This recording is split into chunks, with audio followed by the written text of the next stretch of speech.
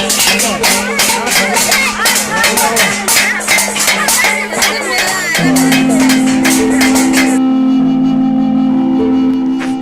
যে কৰুণ তথা মৰ্মান্তিক দৃশ্য দেখিলে আপোনাৰো বুকুখন বিষাব।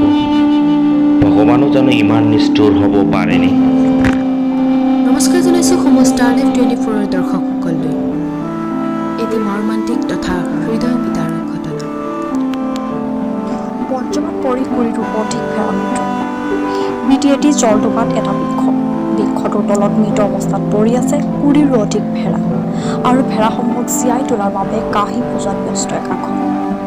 বিটিএটিৰ জলডোবাত বজ্ৰপাত পৰি কুৰিৰো অধিক ভেড়া মৃত্যু।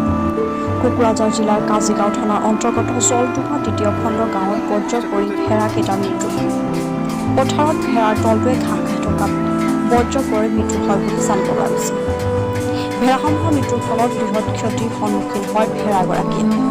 জানিব পৰা মতে সেই গাঁওখনৰে কেইজনমানৰ আছিল ভেড়াৰ দলটো। লোকচানৰ সন্মুখীন হোৱা ভেড়াগৰাকীসমূহে চৰকাৰৰ পৰা ক্ষতিপূৰণ বিচাৰিছে।